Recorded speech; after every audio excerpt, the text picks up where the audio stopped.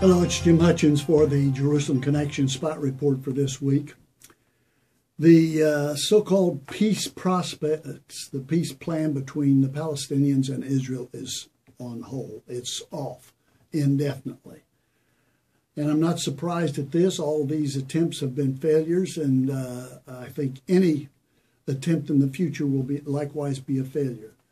Palestinians do not want peace. They want the state. When they say they want peace, they want the totality of what is modern Israel.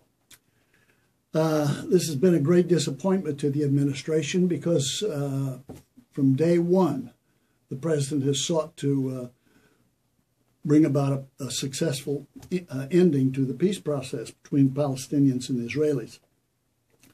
This one has faltered. It's collapsed indefinitely.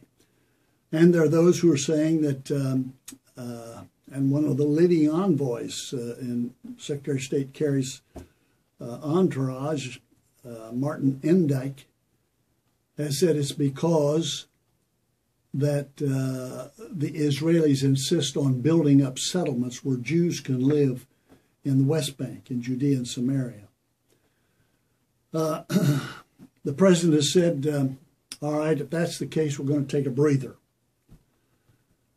As a matter of fact, he says,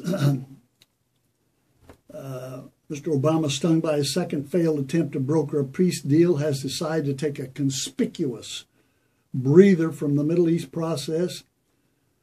And he said, quote, to let the failure of the talks sink in for both parties and see if that causes them to consider.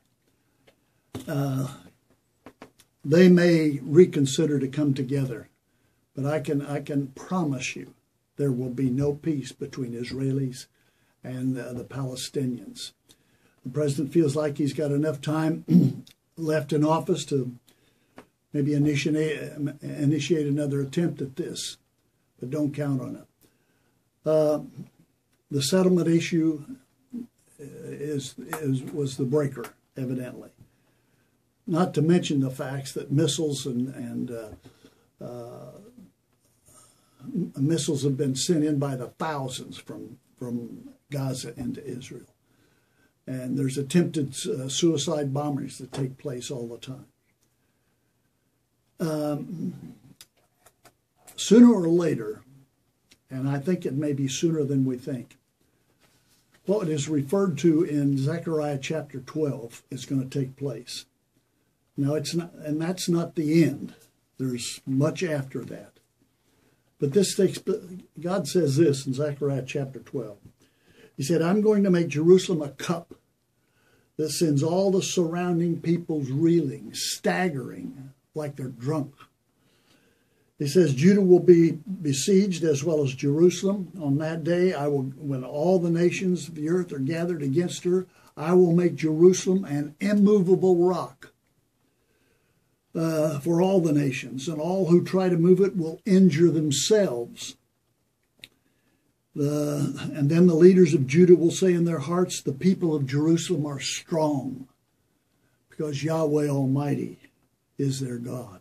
On that day, I will make the leaders of Judah like a firepot in a woodpile, like a burning torch among sheaves. And they will consume right and left all the surrounding peoples. But Jerusalem will remain intact and in her place. There'll be a great victory. And that the surrounding peoples today are hostile peoples. There's Hezbollah in Lebanon, Syria in the north. There's Hamas, Fatah, and now Islamic Jihad has joined up with them in Gaza. There's even Egypt. Egypt said that they're possibly going to renegotiate the peace plan that they have for Israel. So they're surrounded. Iran is on the east, and Israel is said under no uncertain terms. Has said under no uncertain terms will Iran be allowed to achieve nuclear capability. So that's what's coming.